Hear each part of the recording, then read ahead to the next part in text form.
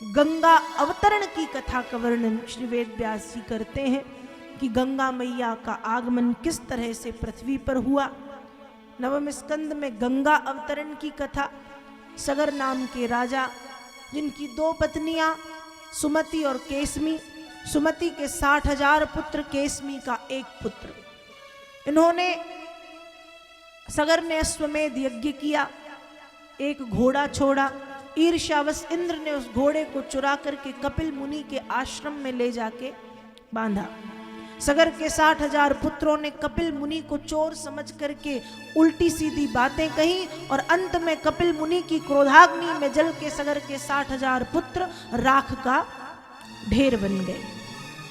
उस समय दूसरी पत्नी सगर की केसमी, केसमी के पुत्र हुए असमंजस, असमंजस के पुत्र हुए अंशुमान। अंशुमान ने कपिल मुनि से अपने पूर्वजों के कल्याण का मार्ग पूछा। कपिल मुनि ने कृपा की है कि यदि देव श्री गंगा पृथ्वी पर आ जाएं तो उद्धार संभव है।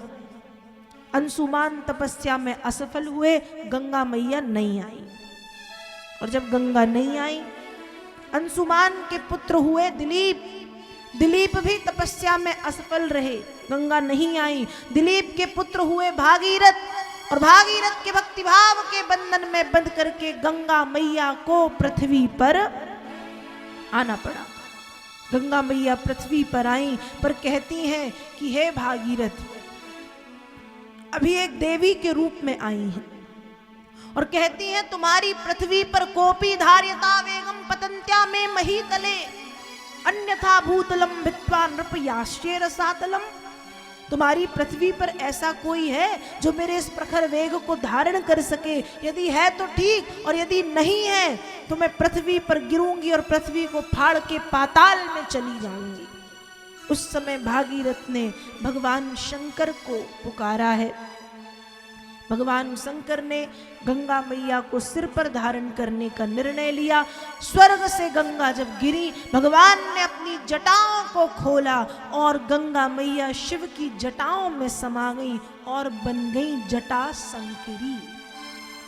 शिव की जटाओं में गंगा बैठी है, शिव की जटाओं में गंगा है।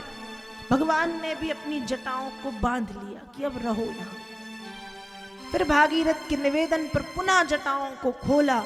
उस समय शिव की जटाओं से हिमालय पर्वत पर गिरी, जिसे हम गंगोत्री कहते हैं, और फिर हिमालय पर्वत से पृथ्वी पर। आगे आगे भागीरथ का रथ और पीछे पीछे गंगा मैया की प्रखर धारा चली जा रही है। और मार्ग में पड़ता है जन्नू ऋषि का आश्रम, और गंगा मैया ने बहा दिया। अब ऋषि तो ऋषि, उनको गुस्सा आया तो जन्नू ऋषि 3 आचमनी में गंगा मैया को पी गए। 3 आचमनी में इतनी बड़ी गंगा जन्नू ऋषि के पेट में। भागीरथ ने पीछे देखा तो गंगा है ही नहीं, पीछे जन्नू ऋषि खड़े हैं। पूछा गंगा कहाँ है? कहा मेरे पेट में। क्यों? इन्होंने मेरे आश्रम को बिगाड़ा, इसलिए मैं उन्हें ही पी गया। भागीरथ ने निवेदन किया महाराज कृपा करो। तब जन्नू ऋषि ने कृपा की और जन्नू की पुत्री जानवी बन करके गंगा वहां से प्रकट हुई। तो गंगा की एक धारा का नाम पड़ा है जानवी। जन्नू ऋषि की बिटिया बन करके आई हैं, जानवी कहलाई। आगे पहुंची हरिद्वार तो 7 धाराओं में गंगा बटी हैं, जिसे कहते हैं 7 सरोवर। क्यों? क्योंकि वहां 7 ऋषियों का आश्रम है। गंगा मैया सोच रही है एक ऋषि के आश्रम को बिगाड़ा था तो 3 आचमनी में पेट में पहुंचा दिया, यहाँ तो 7 है। यदि थोड़ा बहुत कुछ गड़बड़ हुआ तो मुझे वापस स्वर्ग जाना पड़ेगा। इसलिए 7 धाराओं में गंगा बटी हैं, 7 सरोवर कहला गई। और फिर वहां से निरंतरता गंगा मैया की जो वेग की बही है, तो बहते बहते बहते बहते गंगा वहां पहुंची हैं जहां सगर के पुत्र राख का ढेर बन करके पड़े थे। और गंगा जल का स्पर्श जब उस राख के ढेर में हुआ तो सगर के 60,000 पुत्रों का उद्धार हो गया। सगर के पुत्रों का उद्धार करने और पृथ्वी वासियों का कल्याण करने के लिए गंगा मैया का आगमन इस तरह से इस धराधाम पर हुआ।